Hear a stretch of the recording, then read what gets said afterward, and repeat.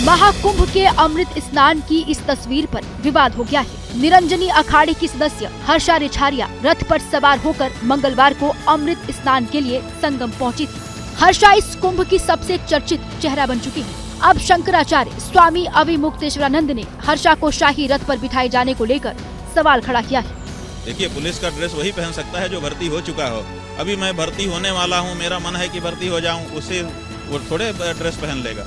तो इसलिए आप जब आ जाएं, दीक्षित हो जाएं, तब ड्रेस पहनिए, उसके पहले इस ड्रेस को कलंकित मत। हर्षा खुद कह चुकी हैं कि वो साध्वी नहीं है। उनके सोशल मीडिया पर मौजूद तमाम वीडियो इन दिनों वायरल हो रहे हैं। हर्षा का दावा है कि 2 साल पहले ही उन्होंने आध्यात्म की दुनिया में कदम रखा है। निरंजनी अखाड़े के प्रमुख स्वामी कैलाशानंद की शिष्या है। बहुत अच्छे से मैं सेटिस्फाई होके उस जीवन को साइड में करके मैं इस रास्ते पे चल रही हूँ। तो आने वाले टाइम में अनफॉर्चुनेटली आप मुझे उस रूप में नहीं देख पाएंगे। निरंजनी अखाड़े के पीठाधीश्वर आचार्य महामंडलेश्वर स्वामी कैलाशानंद गिरी जी की शिष्या हर्षा रिछारिया प्रयागराज महाकुंभ में खूब चर्चा का सबब बनी हुई हैं। उन्होंने महाकुंभ के पहले अमृत स्नान में भी हिस्सा लिया, साथ ही साथ वो शाही रथ पर भी बैठी हुई थी। तब से वो और ज्यादा सुर्खियों में हैं। हर्षा, आप धर्म और आध्यात्म से तो वैसे पहले जुड़ गई थी, लेकिन जब से आप महाकुंभ में आई हैं तब से देश ही नहीं बल्कि पूरी दुनिया में छाई हुई हैं। कैसा लग रहा है? ऑल थैंक्स टू मीडिया कि मीडिया की वजह से, उनके साथ की वजह से मैं देश में ही नहीं बल्कि विदेश में भी इस चेहरे को बिल्कुल दिखाया ही जा रहा है।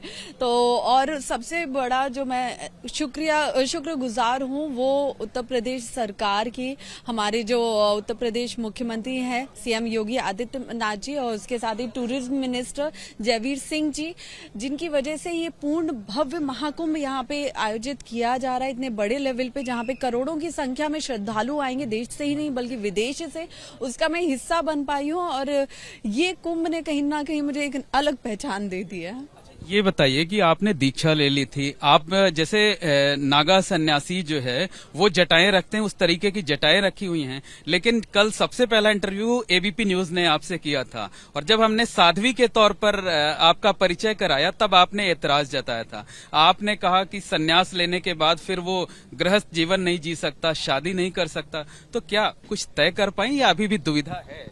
नहीं, इसमें दुविधा कैसी? देखिए, मैं बार बार इस चीज को क्लियर कर रही हूँ और आप मेरा स्टार्टिंग से लेके अभी तक कोई भी इंटरव्यू देखेंगे, कोई भी क्लिप देखेंगे, मैंने कहीं ये नहीं बोला कि मैं साध्वी हूँ, मैंने किसी को नहीं बोला। ठीक है, तो इस चीज को मीडिया में दिखाया जा रहा है, बताया जा रहा है, जो मुझे नहीं लगता सही है, क्योंकि साध्वी बनने के लिए जो तपस्या, दीक्षा, जो संस्कार होते हैं वो मैंने कुछ भी नहीं किया और मैंने उस टाइप का इतना सोचा भी नहीं था कि ऐसा कुछ मुझे करना है।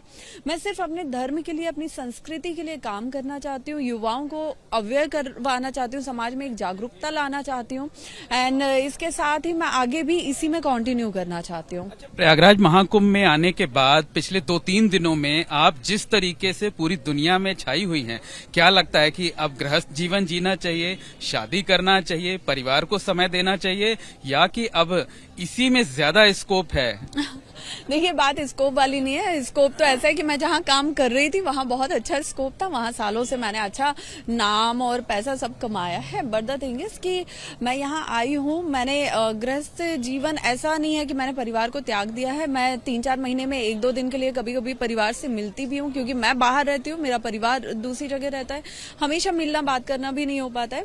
लेकिन आने वाले टाइम में जो सबसे बड़ा सवाल है कि मैं गृहस्थ जीवन जीऊंगी कि नहीं जीऊंगी, ये आने वाला वक्त बताएगा, क्योंकि इसके बारे में मैंने कुछ भी अभी तय नहीं किया है और ना ही मैंने ये तय किया है कि मैं सन्यास ही लूंगी। तो अभी कुछ भी वो डिसाइडेड नहीं है, वो आने वाले वक्त में ही मुझे पता चलेगा कि क्या ईश्वर की मर्जी है। अच्छा, सोशल मीडिया पर जितने लोग आपको देख रहे हैं, सबके मन में एक बड़ा सवाल ये है कि हर्षा शादी करेंगी, घर बसाएंगी या सनातन का प्रचार प्रसार साध्वी के तौर पर, सन्यासी के तौर पर करती रहेंगी? देखिए, ऐसा कहीं भी नहीं लिखा, ऐसा कहीं कोई नहीं बोलता है कि आप गृहस्थ जीवन जीते हुए धर्म के लिए काम नहीं कर सकते, है ना। बहुत से ऐसे लोग हैं जो गृहस्थ जीवन भी जी रहे हैं और धर्म के लिए काम भी कर रहे हैं। वो पर्सन टू पर्सन डिपेंड करता है कि कौन क्या करना चाहता है। मैंने शादी का नहीं सोचा है, मैंने फैमिली का नहीं सोचा है, मैं सिर्फ धर्म के लिए सोच रही हूँ।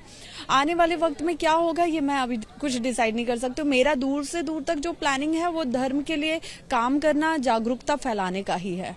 अच्छा, आपकी जो लाइफ थी बहुत ग्लैमरस लाइफ थी, जो है आपके मतलब जो एक एक वीडियो आपने सोशल मीडिया पर पोस्ट किए थे, लाखों लोगों ने देखे हुए हैं जो है वो, तो कभी ऐसा तो नहीं कि अब फिर से वापस उस दुनिया में जाने का मन करे?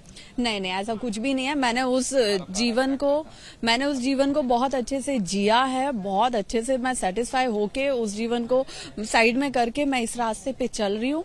तो आने वाले टाइम में अनफॉर्चुनेटली आप मुझे उस रूप में नहीं देख पाएंगे। अगर बॉलीवुड से कोई ऑफर आता है कि हर्षा जी हम आपको एज एन लीड एक्ट्रेस अपनी फिल्म में लेना चाहते हैं, तब क्या विचार बदल सकता है?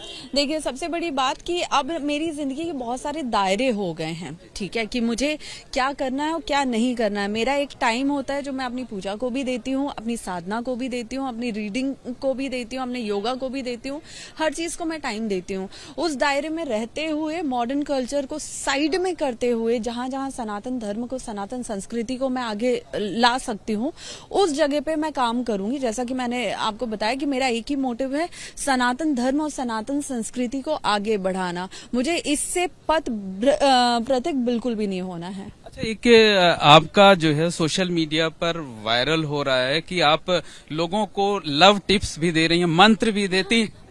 ये पता है, मुझे अभी मीडिया के थ्रू ही पता चला है कि मेरा वो वीडियो बहुत तेजी से वायरल हो गया है, और वो मैंने एक कॉमेडी वे में बनाया था। आप देखोगे मैं उसमें हंस भी रही हूँ, और वो लाइक कॉमेडी वे में हम गिली गिली छू जो करते हैं उस टाइप से मैंने उसको बस ऐसे ही बना दिया। मुझे नहीं पता था कि वो भी इतना बड़ा मुद्दा बन सकता है।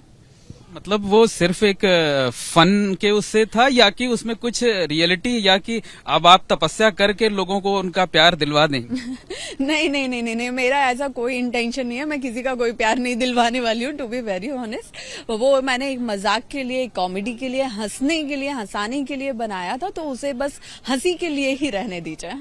लोगों की सपनों की राजकुमारी होती है, राजकुमार होती हैं। हालांकि जो सवाल है वो पर्सनल है, अगर आप चाहें तो जवाब दें, चाहें तो ना दें। क्या हर्षा का भी कोई सपनों का राजकुमार है जो से वो पाना चाहती है? मैंने इस बारे में कुछ भी नहीं सोचा है। मैं सिर्फ धर्म के लिए और मैं गुरुदेव के लिए और महादेव के लिए ही सोचती हूँ। अच्छा, ये बताइए कि आप नेताओं की तरह बयानबाजी भी देती हैं। संभल में जो है मस्जिद के नीचे खुदाई हुई, आपका उस पर कमेंट आया, तमाम दूसरे मुद्दों पर भी आपके कमेंट आते रहते हैं। मुझे लगता है भारत में हर किसी को अपने विचार रखने की पूरी आजादी है। जो लोग सरकार के खिलाफ बोलते हैं, सरकार को गाली देते हैं, या हमारे सनातन धर्म और संस्कृति को गाली देते हैं, मैं उस तरह से कुछ भी नहीं कर रही हूँ। लेकिन मैं जो भी कर रही हूँ बहुत अच्छे तरीके से कर रही हूँ, अपने धर्म के लिए बात कर रही हूँ। जहां जहां मंदिर निकल रहे हैं और खुदाई हो रही है वो भी जरूरी है, क्योंकि सनातन धर्म, सनातन संस्कृति समस्त ब्रह्मांड की सबसे पुरानी संस्कृति और धर्म है, जैसे कोई भी झुठला नहीं सकता, नकार नहीं सकता। तो अब जितने हमारे मंदिर तोड़े गए हैं, जिनको कब्जा किया गया है, छीना गया है, छुपाया गया है, अगर हम उसे वापस ले रहे हैं तो मुझे नहीं लगता इसमें कोई। आपका एक कोट भी है कि जहां जहां खुदा है, क्या है वो उसके जरिए? जहां जहां खुदा है वहां वहां खुदेगा। शिव आया तो हमारा, शव आया तो तुम्हारा। शिव नहीं निकला तो आपकी जमीन आपकी, शिव निकले तो वो जगह हमारी, वहां मंदिर बनेगा। अच्छा, आपका आइडियल पॉलिटिशियन कौन है? बस इसको यहीं रहने देते हैं। Thank you. अच्छा, एक सवाल और है कि महाकुंभ में आप रह रही हैं, कल्पवास कर रही हैं, गुरु जी का सानिध्य मिल रहा है, कौन सा बड़ा संदेश आप यहाँ से देना चाहती हैं? देखिए, ये पूर्ण भव्य महाकुंभ खुद में एक बहुत बड़ा संदेश है, और ये हम सब की जिंदगी में एक बहुत बड़ा बदलाव लेके आएगा। मैं बार बार सबको पर्सनली भी बोल रही हूँ कि आप सब अगर अपने घर में बैठे हुए हैं तो अपने घर से निकल के आइए, तीर्थराज प्रयाग की धरा पे आइए, और यहाँ पे संगम में गोता लगा के अपने जीवन को कृतार्थ कीजिए। उसके साथ ही अपने धर्म को, सनातन धर्म को, संस्कृति को समझिए, जानिए, पढ़िए, और अगर नहीं पता है तो अपनी तरफ से आगे बढ़िए, और अगर पता है तो उसका प्रचार प्रसार कीजिए समाज में, उसके लिए युवाओं में उसके बीच जागरूकता पैदा कीजिए। क्योंकि आज सनातन धर्म सिर्फ धर्म बन के नहीं, बल्कि भारत की पहचान बन के, जो पहले था वो अब वापस हो रहा है। और अब देसी ही नहीं, भारत के ही नहीं, बल्कि विदेशी मूल के भी लोग यहाँ आ रहे हैं, श्रद्धालु आ रहे हैं। तो ये हम सब के लिए बहुत गौरव की बात है। आपको तमाम और जगहों पर भी इंटरव्यू देना है, 3 छोटे छोटे सवाल कर लेते हैं और जल्दी जल्दी जवाब आप दे दीजिएगा। जो इस्लाम धर्म है, उसको जो संत महात्मा हैं वो कहते हैं कि वो सनातनियों के लिए खतरा है, आप क्या मानते हैं? इन चीजों को भी रहने देते हैं। अच्छा, एक क्रिसमस को लेकर के आपका वो आया था कि बच्चों को लोग जोकर बनाते हैं।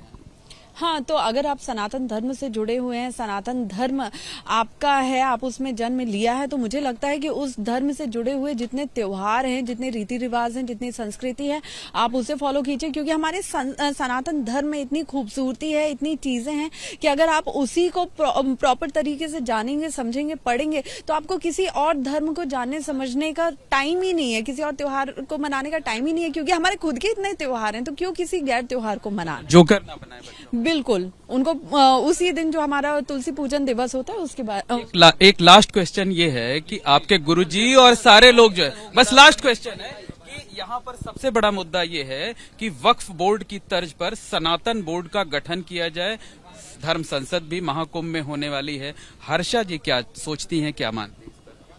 देखिए, धर्म संसद होना चाहिए, धर्म सनातन धर्म बोर्ड का गठन होना चाहिए, ये बहुत ज्यादा जरूरी है, जहाँ पे सनातन धर्म से जुड़े हुए हर मुद्दे पे विचार विमर्श हो, फैसले लिए जाए, और ये हम सब सनातनियों के लिए बहुत ज्यादा जरूरी है, तो ये होना चाहिए। बहुत बहुत धन्यवाद हर्षा। तो हर्षा रिचारिया ने एक बार फिर से जो है एबीपी न्यूज से एक्सक्लूसिवली बातचीत की है, अपनी पर्सनल लाइफ को लेकर बातचीत की है, शादी को लेकर बातचीत की है, संभल में हो रही खुदाई पर बातचीत की है, और साथ ही साथ राजनीति पर बात की है, और धर्म पर बात की है, भविष्य के बारे में बताया है, और हर मुद्दे पर खुलकर उन्होंने बेबाकी से अपनी बात रखी है। उन्होंने साफ तौर पर कहा है कि वो धर्म और आध्यात्म के क्षेत्र में कदम रख चुकी हैं, सनातन धर्म का प्रचार प्रसार करेंगी, और अगर बॉलीवुड से भी अब कोई ऑफर आता है तब भी वो उसे स्वीकार नहीं करेंगी। गुरुजी की सेवा करेंगी और सनातन का प्रचार प्रसार करती रहेंगी। कैमरामैन राजेश कुमार के साथ मोहम्मद मोइन, एबीपी न्यूज, महाकुंभ नगर,